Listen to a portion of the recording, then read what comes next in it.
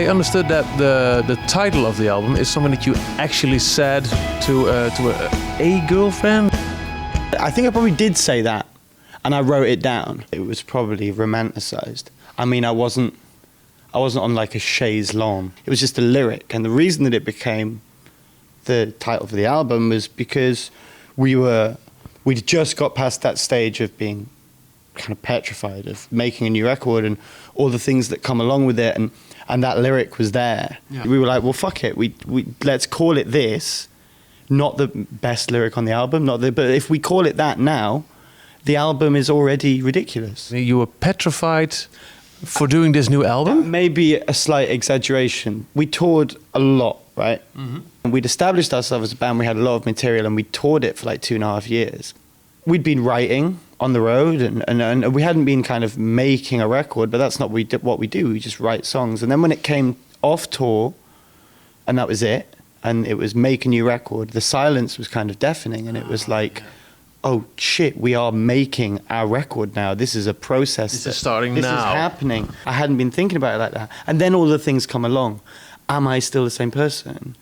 Are people going to relate to me? All these fears, you know? It's all the cliches, the difficult second album. We didn't try to be the band that we are now.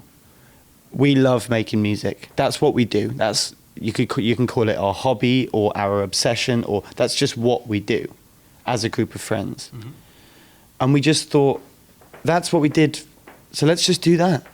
Let's not think about what people are going to think or what people expect or presumptions or what's happening or trying to be. Let's just do what we want to do.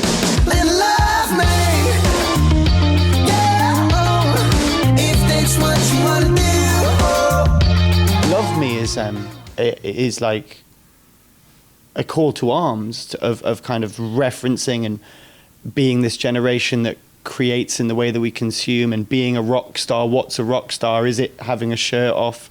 Is it, you know, all of these things are kind of post-ironic. Like, is it a joke or is it not? So Love Me is kind of like that. And of course it sounds like NXS. It is NXS. It's Peter Gabriel. It's Bowie. It's Scritti Politti. It's everything I could think of to fit into one song. Scritti Politti, I haven't heard that name in quite a while. A massive influence on our band, the guitar sound. Well, that's kind of where my guitar sound comes from. Prince and Scritti Politti, it's all that active pickups, solid state amplifiers, really heavy chords.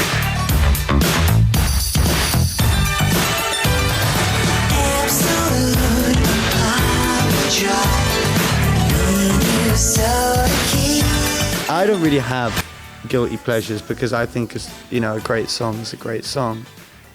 And I think now with Scritti Politti, I don't know, at the time, like Duran Duran, it wasn't cool to like Duran Duran. Yeah. But now people will take them at face value and be like, well, they were great. Yeah. They had great songs. They looked great. It was a great thing.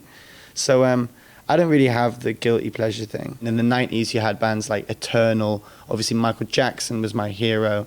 You had Dangerous, and History was in the 90s. That's when I was growing up. Then I was also a witness to the kind of the beer-swigging, Blur, Oasis culture that looked obviously very exciting, but I wasn't part of because I was very young. Mike Skinner, he's like my hero, really. This ain't the down, it's the upbeat, make it complete. So what's the story? Guaranteed accuracy, enhanced CD. Latest technology, darts at treble 20. Huge non-recoupable advance, majors be vigilant. I met him once, and I really understood it because he was talking about class and the kind of the difference in class and cultural things. But he was talking from a place of boredom, and he was talking from a place almost from a kind of a middle class, a lower middle class. And I really related to somebody British talking over all these kind of like garage beats. And it's just very important record to me.